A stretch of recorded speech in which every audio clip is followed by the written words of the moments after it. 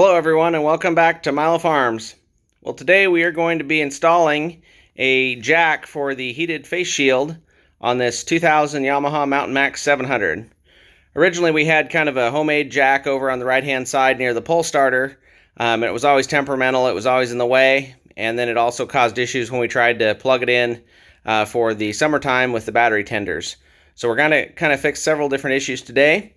And we're going to be installing this Kimpex brand heated face shield plug. This is the plug right here that's going to go on the dash.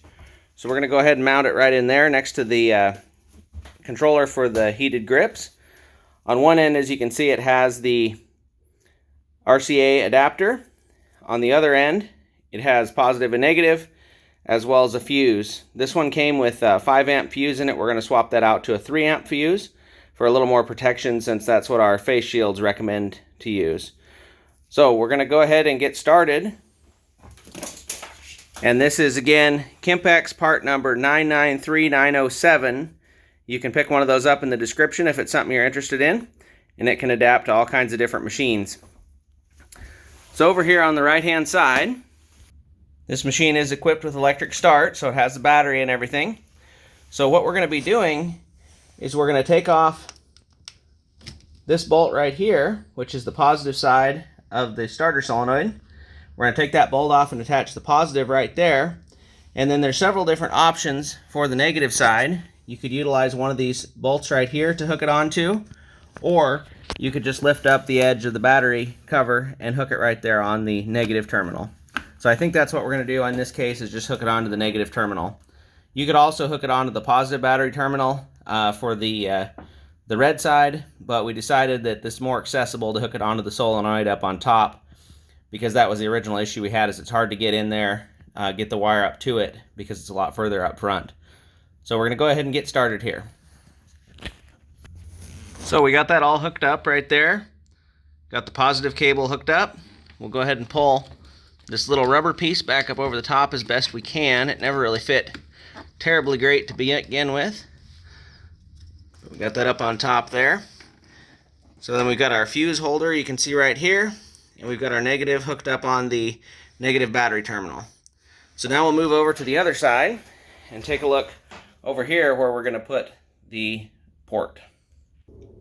So here's the spot we're going to go ahead and mount this. I'm thinking right about here somewhere, so it'll still clear the handlebars and everything, and it'll also clear this control. Let's look over here on the back side. You can see we've got quite a bit of space right there. Up in this area, right about there somewhere, is where it's going to be. So we'll go ahead and drill that hole.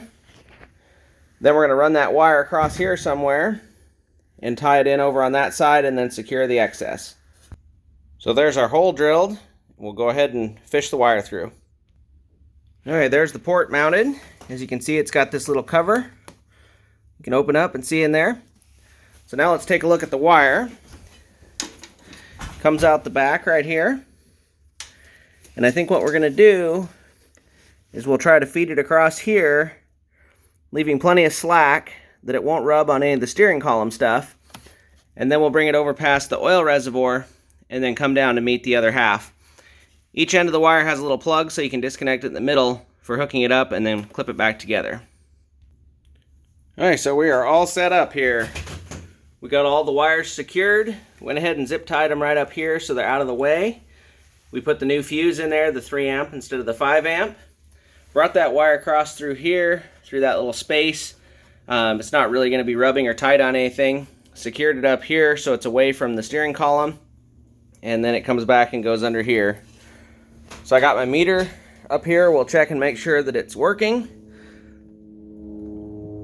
Go ahead and put the meter probes on there. And we have the correct polarity, you can see, and we've got it coming to the meter. So everything looks good. I think everything should be in good shape. So remember, there'll be a link in the description to this part if you want to get one. It's universal, it fits most all snowmobiles.